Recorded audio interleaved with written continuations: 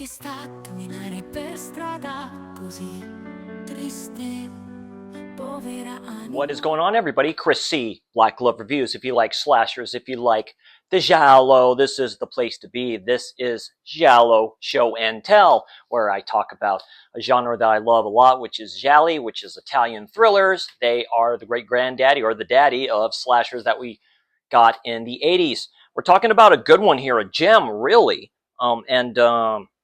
Our good people over there at Severin were the ones that brought this bad boy out a few years ago. That is Libido from 1965, directed by Ernesto Gastaldi and Vittorio Salerno. So it stars Dominique Buscero as Helen. We have Giancarlo Gianni as Christian, an Academy Award nominee from back in the day. You'd recognize him when you saw him. He was in Hannibal, the film Hannibal, directed by Ridley Scott. That's when I recognized him from. He's very young here, and yeah, Ernesto's like, these other actors were maybe asking a bit too much. Found him, good-looking dude. Why not get in here? We get it done. And then also collaborator of Ernesto Gastaldi's, his wife, very cool lady. Unfortunately, she passed away in 2021. She was a collaborator with him, co-producer, helped him out a lot in here as the very pretty Meryl as Brigitte, and then we have Luciano Pagozzi as Paul, her husband. And this was released, and the anniversary is coming up, August 12th, which is tomorrow, I think. August 12th, 1965, filmed in Italy in a villa around that area. That these, like a Gothic mansion, man. This has a very good Gothic atmosphere, looks great in black and white. And, you know, the owners would just lend this out to people, and it worked. I think you said it took 18 days to film this, and this is the release from Severin. Awesome slip, of course, like that. I know a lot of people kind of don't like what they do this with advertisements, you know, and stuff like that too. I get it. And here's one.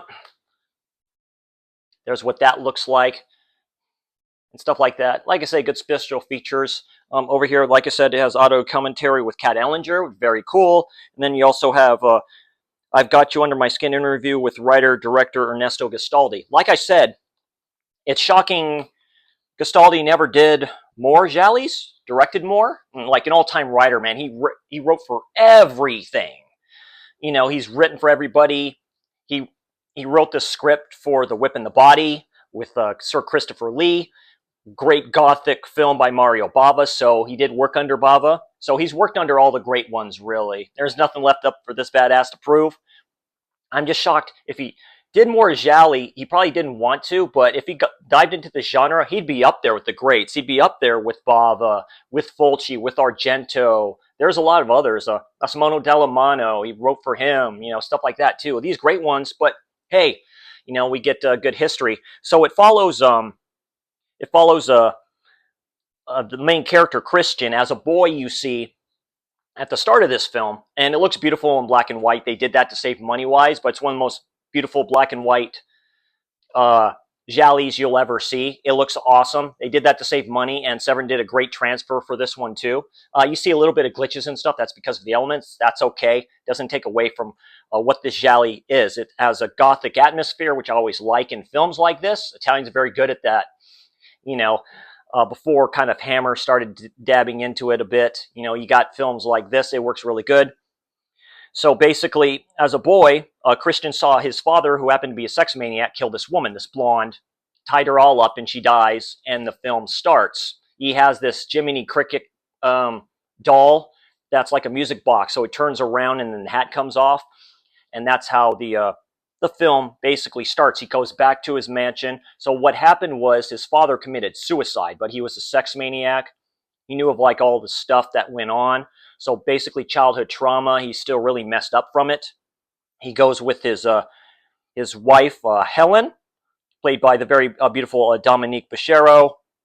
And then Paul, played by Luciano Pagozzi, is like the caretaker of the house when basically Christian comes of age or whatever like that, which he is.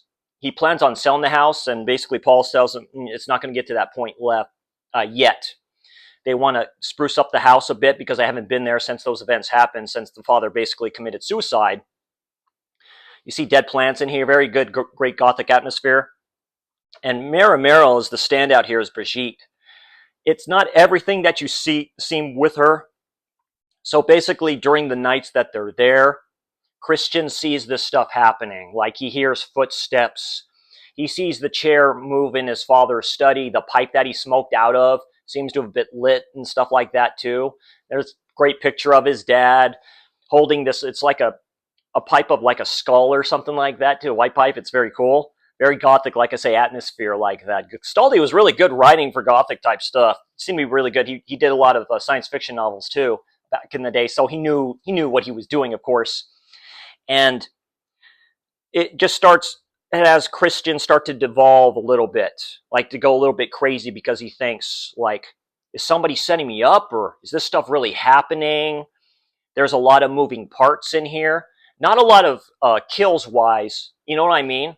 So it's an early Giallo, like I say, 1965, way ahead of its time. I think Blood and Black Lace was done before this. I'm kind of a dummy, so all you, everybody who watches this in the comment section, let me know if that's kind of true. If Baba did Blood and Black Lace before this one.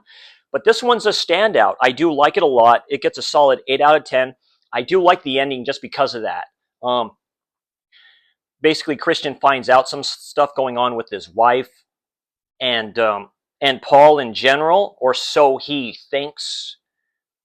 So a good game. It's very Hitchcockian, so I do like it a lot. Like I say, a solid 8 out of 10. Let me know if you've seen Libido in the past or whatever like that, and what your all thoughts on the film. And yeah, let me know what your score is on this awesome Giallo. So this is Giallo Show and Tell. This was my thoughts and review on Libido from 1965. Again, let me know if you've all seen this gem or not. If you could, hit that like, hit that subscribe, and share this if you so please. This is Black Love Reviews. I will see you awesome savages next time. And by the way, TerraVision, y'all know what to do.